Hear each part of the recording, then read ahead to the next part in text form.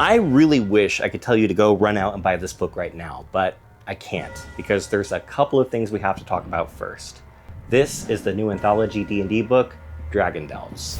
Dragon Delves, the first published D&D content since the 2024 Core Rulebooks update, is out in the wild. Priced at $50, this anthology features 10 adventures, each focused on one of the 10 classic chromatic or metallic dragon types. Each is designed to last between 1 to 2 sessions and ranges between levels 1 and 12, with 3 of these adventures featuring optional rules for a DM to run for a solo player.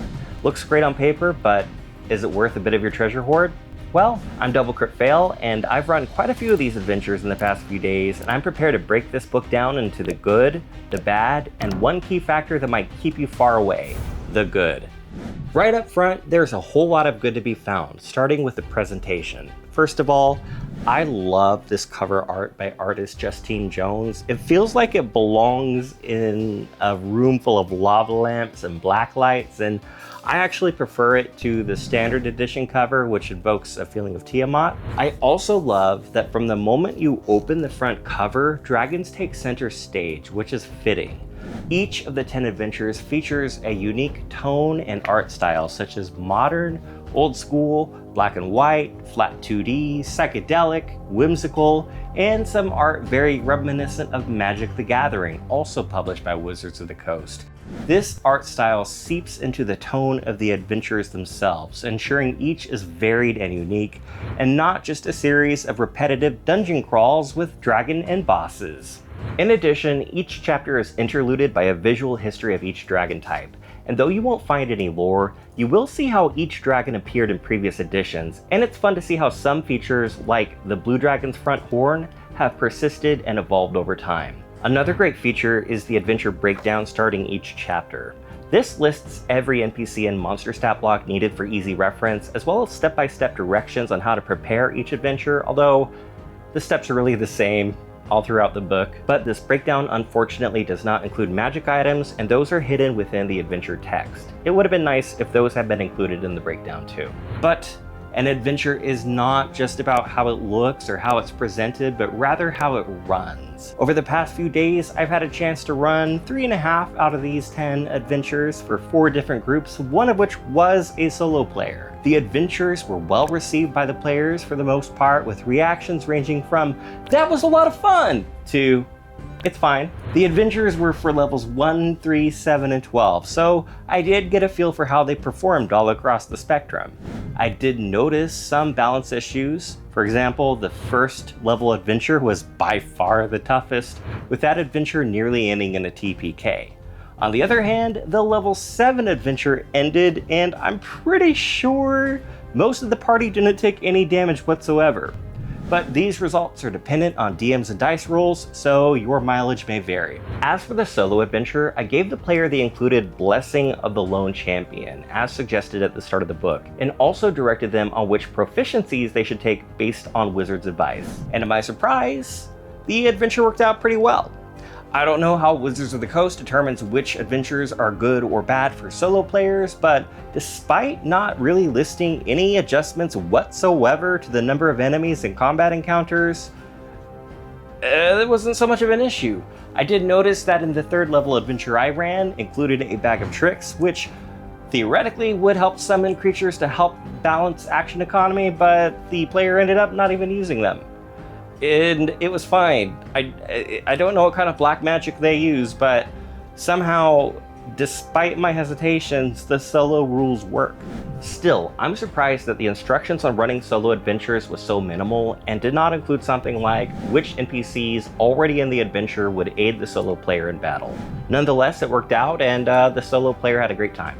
Prepping these 4 adventures did, however, uncover a few problems I have with this book, so let's get to those. The bad.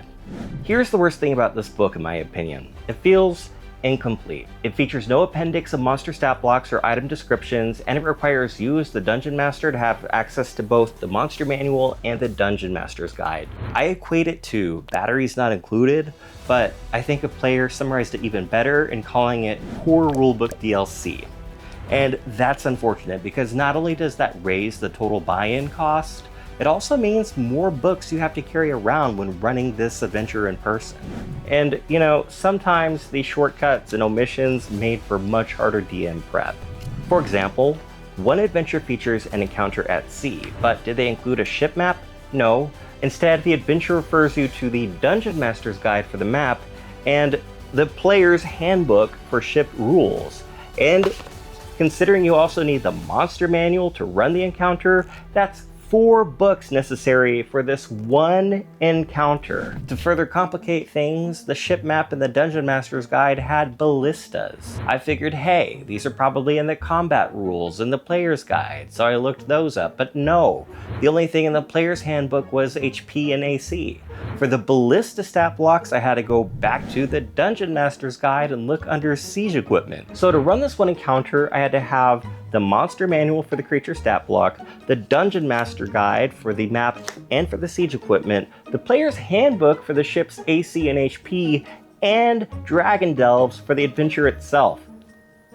Yeah, okay, this might save Wizards of the Coast a little bit of work in not having to publish those stat blocks all in the adventure, but unfortunately, that work is offloaded onto the DM.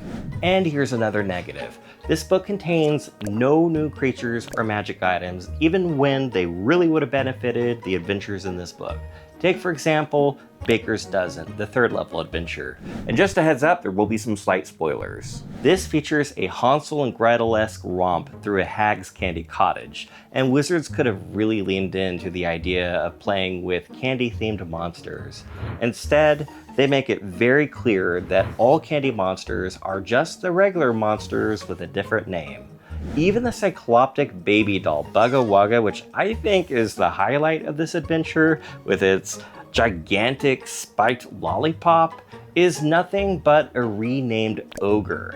This makes it feel like the designers were held back creatively in order to pressure players into buying the core rulebooks. So yeah, when you compare Dragon Delves to past anthologies like Tales of the Yawning Portal, which includes a very hardy appendix and stat blocks, this slimmer 192-page book feels a bit like a budget title. However, there's one silver lining to this lack of stat blocks, and that is this.